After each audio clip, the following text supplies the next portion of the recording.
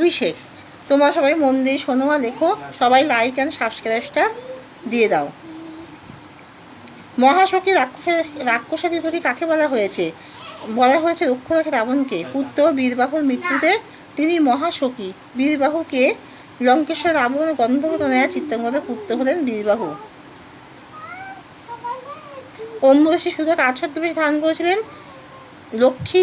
তিনি হলেন লক্ষ্মী। ইন্দ্রজিতের ধাত্রী প্রভাষা ছদ্মবেশ ধারণ করে প্রমোদ কারণে এসে ইন্দ্রজিৎকে বীরবাহুর মৃত্যু রাবণের যুদ্ধযাত্রার সংবাদ দিয়েছিলেন।